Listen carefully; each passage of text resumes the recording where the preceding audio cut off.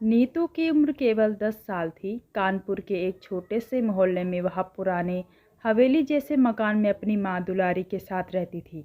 कानपुर में आज से करीब 30 साल पहले दुलारी की शादी हुई थी। गांव की होने के कारण शहर के तौर तरीके उसे समझ नहीं आते थे। दुलारी के पति भगत राम बाजार में एक दुकान में नौकरी करते थे। आज से करीब 5 साल पहले उनके सिर में तेज दर्द उठा। अस्पताल ले गए। वहाँ सारे टेस्ट हुए तो डॉक्टर ने बताया इन्हें ब्रेन ट्यूमर है। दुलारी की तो जैसे ज़िंदगी ही बदल गई। घर में रहने वाली देहाती लड़की जिसे बाहर का कुछ पता नहीं था, उसके सिर पर पूरी गृहस्थी का बोझ आ गया। साथ ही पति के इलाज के लिए पैसों का इंतजाम भी करना था। दुलारी ने किसी तरह हिम्मत करके घर से बाहर जाकर काम ढूंढा। एक दो घरों में उसे साफ सफाई और खाना बनाने का काम मिल गया। दुलारी सुबह जल्दी से खाना बनाकर और नीतू को भगत जी के पास छोड़कर काम पर निकल जाती। धीरे धीरे समय बीतता चला गया। घरों में काम करके दोपहर को वह घर आती और पति और बच्ची को खाना खिलाकर जल्दी जल्दी दो निवाले खाकर वापस शाम के काम के लिए निकल जाती थी। इसी बीच भगत जी की तबीयत बिगड़ती चली जा रही थी। एक दिन जब दुलारी अस्पताल में भगत जी के पास बैठी तो उन्होंने कहा, दुलारी, मुझे लगता है मेरे जाने का समय आ गया है। तू नीतू का ध्यान रखना और जिस हवेली में हम रहते हैं वो मेरे पिताजी के नाम थी। कभी भी उसे मत छोड़ना। बहुत मजबूरी हो तभी मकान को बेचने के बारे में सोचना। नीतू को उन्होंने बहुत प्यार किया। दुलारी बिना कुछ बोले बस रोए जा रही थी। अगले दिन सुबह भगत जी चल बसे। दुलारी को कुछ समझ नहीं आ रहा था।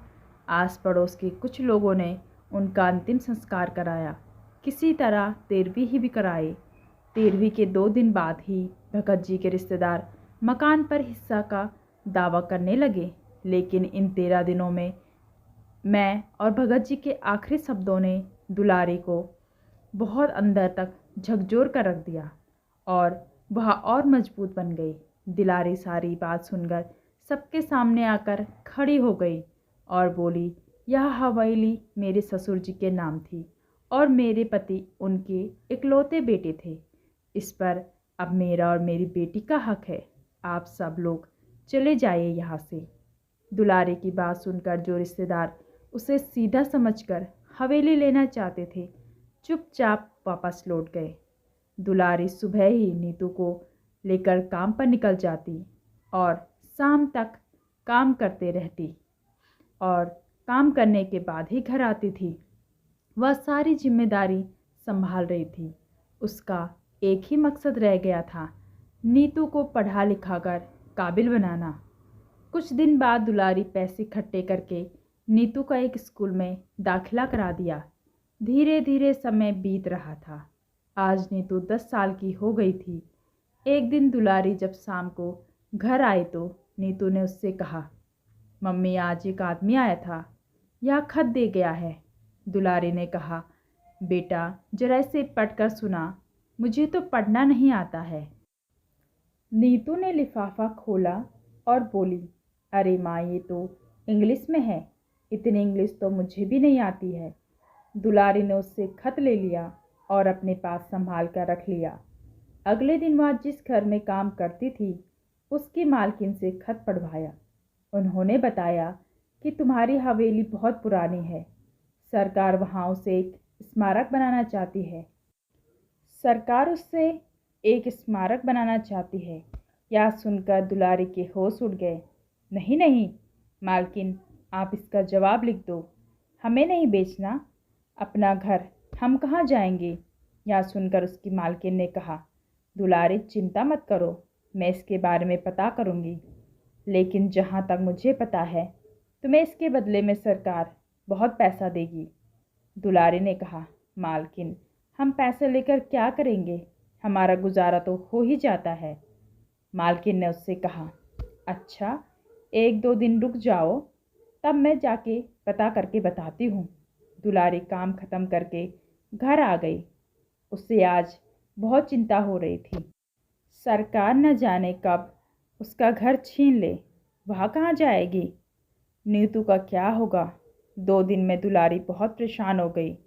2 दिन बाद उसकी मालकिन ने बताया, दुलारी तेरी किस्मत तो खुल गई। जानती है इस घर के बदले तुझे करोड़ों रुपए मिलेंगे। इससे तो हमारे से भी बड़ा घर ले सकती है। उसके बाद भी पैसा इतना बचेगा कि तुझे कभी काम करने की ज़रूरत भी नहीं पड़ेगी। दुलारी को कुछ समझ में नहीं आया। उसकी मालकिन बहुत अच्छी थी। उन्होंने सारा हिसाब किताब करके सब कुछ दुलारी को समझाया और दुलारी को बहुत पैसा भी मिला। उसने अपनी मालकिन की मदद से एक घर भी ले लिया। बाकी पैसे उन्होंने बैंक में जमा करवा दिए, जिसका हर महीना ब्याज आता रहता था। दुलारी का सारा काम पूरा हो गया। वह अब अपने नए घर में पहुंच गई। एक दिन वह भगत जी की फ़ोटो के पास बैठकर रोए जा रही थी। नीतू के पूछने पर उसने बताया, देख बेटी, तेरे पिता के साथ मैं केवल 5 साल रही, लेकिन उन्होंने आखिरी वक्त में अपनी सूझबूझ से मुझे मकान के लिए डटे रहने के लिए कहा, जिससे हम आज यहाँ तक पहुँच पाए। अपने आखिरी समय भी उन्होंने केवल हमारे बारे में सोचा। उस समय मैं कुछ नहीं जानती थी। हमारी हवेली पर रिश्तेदार ही कब्जा कर लेते। यह सुनकर नीतू की आंखों से भी आंसू बहने लगे। वो बोली, काश आज पापा जिंदा होते तो कितने खुश होते। यह सुनकर दुलारी ने कहा, बेटी वो तो अपना काम कर गए, मैंने भी उनका कहना मान लिया और हवेली को बचा लिया। बस अब उनकी एक और आखिरी इच्छा थी, वो तुझे पूरी करनी है। वे चाहते थे कि उनकी बेटी बहुत लायक बन जाए। नीतू ने कहा, माँ तुम चिंता मत करो, मैं एक दिन ज़रूर पापा का नाम रोशन करूँगी। दुलारी अब भी सभी का घरों में काम करती रहती थी। उसने नीतू का दाखिला एक बड़े स्कूल में करा दिया और अच्छी सी ट्यूशन भी लगवा दी थी। नीतू पढ़ाई करते हुए एक दिन आईएएस ऑफिसर बन गई। वह उस दिन घर आई और बोली, माँ देखो पापा का सपना पूरा हो गया है, तुम्हारी बेटी कलेक्टर बन गई। माँ अब तुम्हें काम पर जाने की कोई ज़रूरत नहीं है, अब आप आराम करो। वैसे भी हमारे पास पैसे की कोई कमी नहीं है। दुलारी बहुत खुश हुई। बेटी आज तूने अपने पिता की आखिरी इच्छा भी पूरी कर दी। जानती है पैसों की ज़रूरत तो बहुत पहले ख़त्म हो गई थी, लेकिन मैं काम इसलिए करती थी, जिस काम से तेरा पालन पोषण हुआ उस काम को मैं बहुत इज्जत करती हूँ और मुझे उस काम को करते हुए बहुत सुकून मिलता है।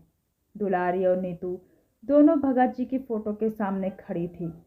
दुलारी ने कुछ देर उनसे बात की, फिर आकर पलंग पर बैठ गई। वह बोली, बस बेटी अब मेरा काम पूरा हो गया, अब मुझे मुक्ति मिल जाएगी। यह कहकर दुलारी एक और लुढ़क गई। नीतू ने भागकर उसे उठाया, लेकिन अब वह कहाँ, वह तो मुक्त हो चुकी थी। आखिर मेरी माँ ने क्यों कभी सुख नहीं उठा पाया। आज जब उनके सुख उठाने का समय आया तो भगवान ने उन्हें अपने पास बुला लिया।